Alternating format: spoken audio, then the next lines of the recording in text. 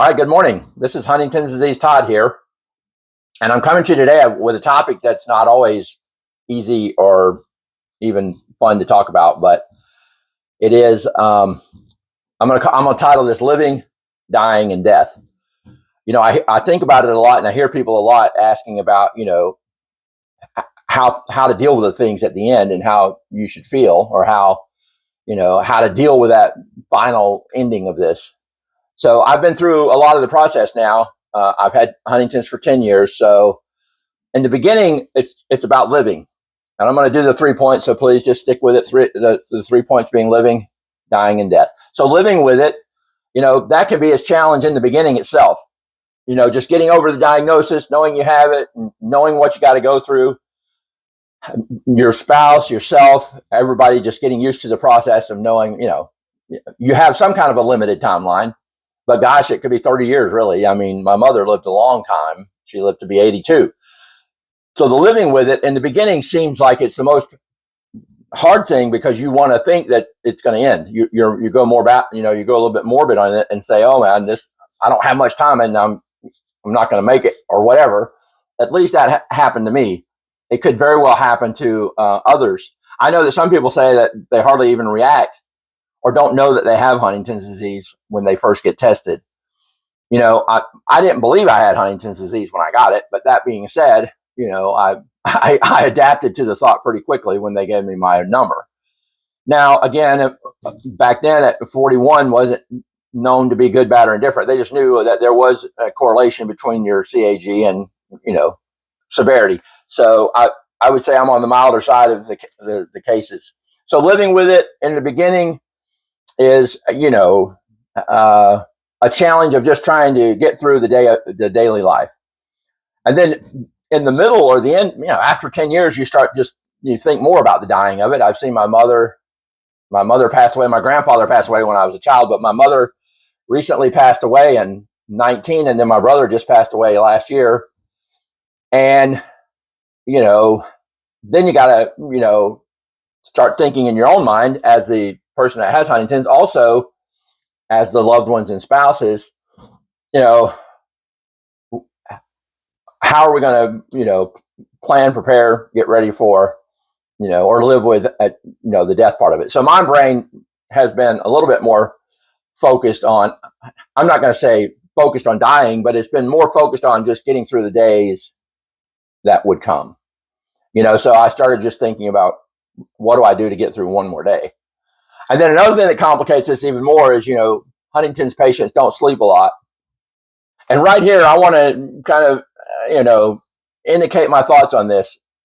Dying or with this, I'm not a big fan of overdosing and medicating if you don't have to.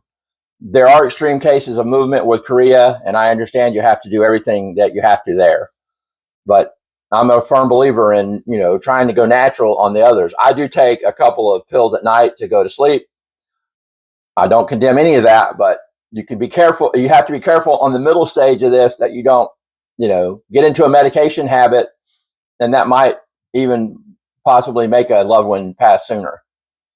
By the way, this video might be a little longer today, but it's stuff that I just really think we need to cover. So in the beginning, you're just living with it, getting through it.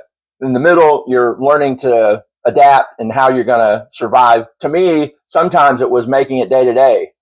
But when my brother Tony passed away, it woke me up a bit to where I started now doing a little bit more exercise. I'm trying to, I guess, prolong the time that I have. So in the dying with it, you learn to live with it. And I think you need to remember that as a spouse. Don't become complacent that, death is knocking at the door and it's going to overtake you, because sometimes it can be a long, long ways away. So I hope that can be a little bit of encouragement through that. And don't over medicate, try to exercise. And some people, you can't do any of these things that I'm saying, and I understand that. Huntington's disease is so different for everybody. Now, getting into the dying, I've heard a lot of things on the different Facebook pages and groups that I go to. How should someone feel when their loved one dies? And it's an emptiness, of course. We all have that emptiness. I love my brother to death. God, I love my mom. Oh, man, when she passed away, well, I will say it was hard on me, but on the same token, as a Huntington's person, it's not as hard on me now because I don't seem to have the same level of emotion that gets involved with it. So death, at the end of this, the Huntington's patient is ready to go. The Huntington's patient has done their time. They've done their sentence, if you will. They've lived a good life. They've run a good race, and it's time to go home. Heaven is on the other side of this thing. Anybody that has Huntington's disease, God didn't give us this to give us, some kind of eternity of hell afterwards. This disease leads to heaven, and I don't have a doubt about that. Now, when your loved one dies, it's going to be hard, and you're going to have to deal with it, and I understand that. We all do. When my brother passed away, again, he died at 68, and I'm only 62. So, it just made me start thinking about how I'm going to do the living part of this a little bit better. Even though we all are, we're all dying a little bit every day. Just a Huntington's patient, it's more known, I guess. But when your loved one dies, remember that it was never them that acted the way they did. It was the disease. It was always them that loved you, and it was always them that was there for you, and you were there for them. And when they pass away, they're getting to go to a place much better than this. We're having to stick around for some more time and deal with it. But I remember seeing my brother, Tony, on his deathbed, and his wife. I'm talking about hours, maybe minutes before he passed away. And he just gave her this really nice little "I love you." And, I could tell it was a thing that they had. It was a thing that was between them. That thing that you have between you and your loved one. That's what comes out in death. And you got to carry that with you. And you got to carry that memory, because that's what there is. I'll never curse God, and I'll never curse this disease, and I'll never curse Huntington's. I don't like Huntington's, and I won't say the F word, and I won't do that either. Huntington's disease is a disease, but in some degrees it opens your eyes up to living. That's just how it is. Living, dying, and death with Huntington's disease. This video is a little longer today, but I think it really deserves just a few minutes of time. When your loved one passes away, you still had that thing with them, and they still had that thing with you. And even if it was just in their eye, or even if they couldn't say it, they loved you, they cared for you. Now, remember them in good terms. Remember the good times. Remember the fun and the things that you had and the things that you did. The bad part of this at the end is bad, and there's no doubt about it. And I've seen all the ugliness of it, and I know how that goes. But I'm here to encourage you today that you can live with Huntington's. You can figure out how to, die with Huntington's, and you can also know how to handle death.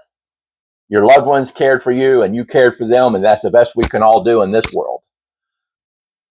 So, Huntington's disease, Todd here. I've got some videos I'm posting just to kind of share the message of hope with this disease, and sometimes it can be not very hopeful. But that's Huntington's disease, Todd, and if you go to that page, you can like and subscribe. I just really want you to subscribe so you can get notifications so that you might see some other videos that I post. Thanks, and God bless you, and have a good day.